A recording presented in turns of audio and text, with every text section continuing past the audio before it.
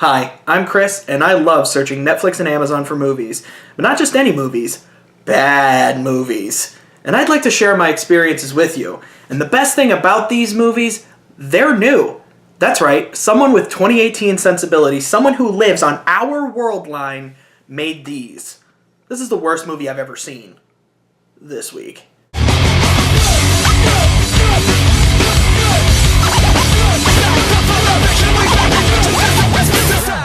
Today's feature is a film called Brutal Bigfoot. It's available on Amazon Prime, and it was directed by Tom Biscardi. Okay, so I guess this one needs a little bit of a preface because it's about cryptozoology, and this will inevitably ask, so I might as well just answer it up front.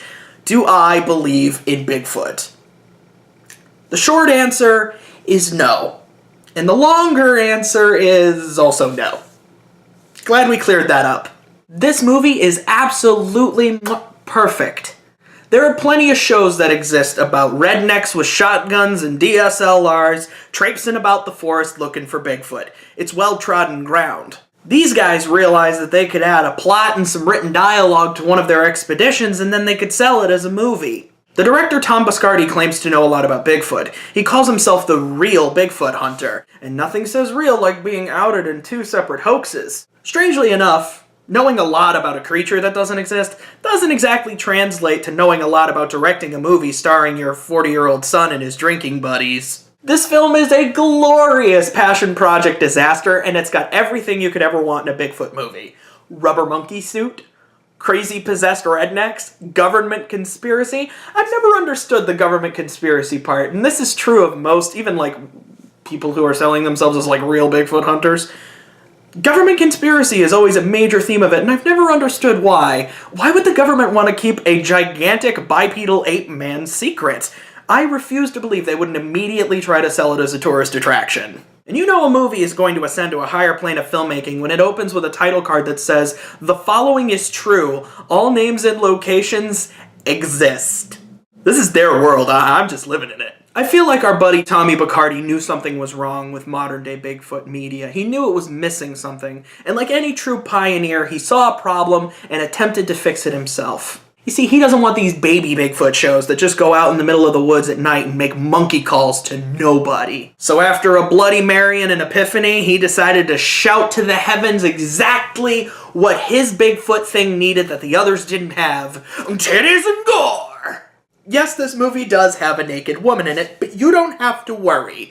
You see, our Bigfoot hunter turned film director handles the sex scene with the class and tact that you would expect someone who sports that description to have.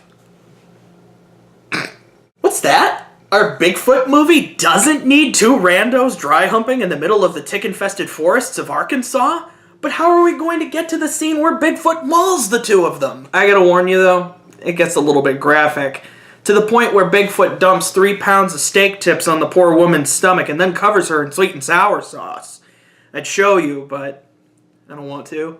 Because you see, while titties and gore might be great for this nature documentary here, it's not exactly good for a comedy YouTube show. And I would hope that's enough to convince you to watch this movie as soon as you can, but keep in mind, the movie sucks. These Bigfoot hunters aren't actors by trade, and neither is anybody else who shows up in this film. It's like they all fumble over their lines, but they leave it in because, hell, why not? Who's gonna care? Also, this movie is set up as being found footage, but there are a lot of shots in it that are, and this is gonna hurt me immensely to say, cinematic in nature. In that it's clearly not footage that was found.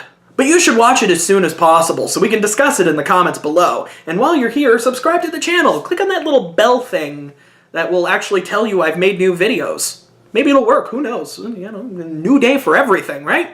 Also, if you want to support the things I do here, consider going to Patreon, dropping $1 in the bucket. I'd appreciate it. And that's all for me. I hope to see you back on the worst movie I've ever seen next week.